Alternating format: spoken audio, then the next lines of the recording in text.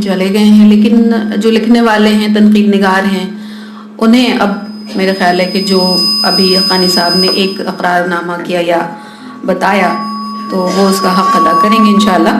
اب میری درخواست نعیمہ جعفری پاشا صاحبہ سے یہ ہے کہ وہ تشریف لائیں اور اپنے خیالات کا اظہار کریں۔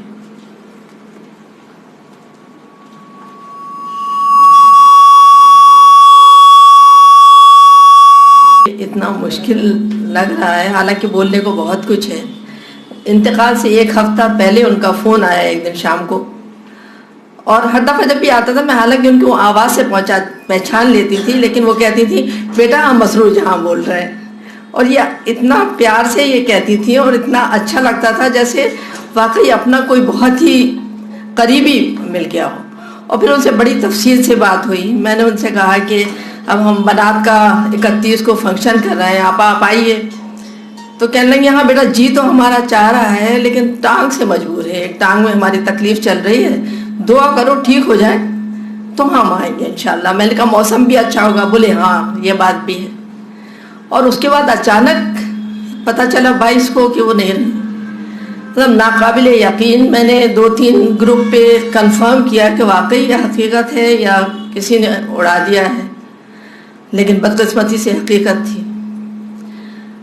پچھلے سال ہی جیسا کہ رخشندہ نے کہا، میری ملاقات بھی ان سے روبرو پچھلے سال ہی ہوئی، ستمبر کے مہینے میں، جب میں وہ رخشندہ کے پروگرام میں آئی۔ اس کے بعد میری درخواست پہ وہ میرے گھر تشریف لائیں اور بہت خوش ہوئیں اور بہت دیر رہیں۔ اپنا افسانہ انہوں نے نقل مکانی پڑھ کے سنایا جو اسی وقت انہوں نے تازہ لکھا تھا، اور اس قدر محبت کہ میں آپ کو کیا بتاؤں گی، شاید اپنوں سے نہیں ملتی۔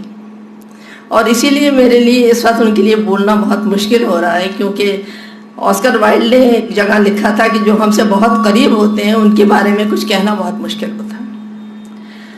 لیکن بہرحال ان کی یادیں جو ہیں وہ بہت گہری ہیں، اور ان چیز سے جو شناسائی ہے وہ تو یہ سمجھیے کہ اتنی پرانی ہے کہ جب میں کالج میں پڑھتی تھی تو اپنی والدہ کے لیے میں وہاں سے لائبریری سے کتابیں نکلوا کے لاتی تھی، اور ان کی جو فرمائش ہوتی تھی ان میں، اور زبیدہ خاتون یا خاتون کے علاوہ یہ فرمائش ہوتی تھی مسرور جہاں کا ناول ضرور لے کے آنا۔ اور جب ظاہر ہے کہ گھر میں آ ہی جاتا تھا تو میں بھی پڑھتی تھی ان کو، اور اتنا زیادہ مطلب ایک اپنائیت سی محسوس ہوتی تھی۔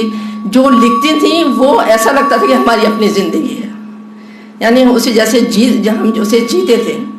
تو ایک لمبا عرصے کے بعد یہ کچھ میرا خیال ہے کہ 2006 کی بات ہے، ایک دن فون آیا، میری ایک کہانی ایوان اردو میں چھپی تھی، تو میرے پاس فون آیا اور انہوں نے وہی کہا کہ ہم مسرور جہاں بول رہے ہیں، بیٹا نعیمہ جعفری ہو؟ تو میں نے کہا جی۔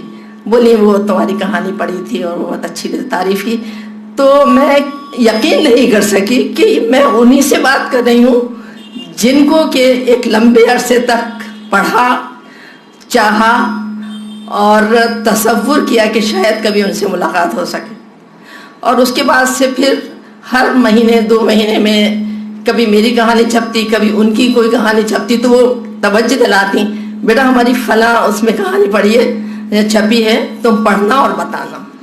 تو اتنا ان سے ملاقات سے پہلے اتنا قریب رشتہ ہو گیا تھا کہ جب ان سے ملاقات ہوئی تو کہیں یہ محسوس نہیں ہوا کہ ہم پہلی بار مل رہے ہیں۔ اور میری ایک تصویر بھی ان کے ساتھ ہے، وہ اتنے پیار سے انہوں نے مجھے اپنے قریب بٹھا رکھا ہے کہ جب میں اس کو میں نے دیکھا ابھی تو میں اپنے سائرہ، تو ظاہر ان کی نواسی ہیں، لیکن واقعی میں آنسو میرے رک نہیں پائے ان کے۔ ایک ادب کے لیے ایک بہت بڑا نقصان ہے ان کا نہ رہنا۔ اور ایک بات خاص طور پہ میں یہ کہوں گی کہ ہم لوگ عام طور پہ یہ سمجھتے ہیں کہ جو لوگ کسی ادارے سے وابستہ نہیں ہوتے ان کے ادبی کام کی پذیرائی نہیں ہوتی، لیکن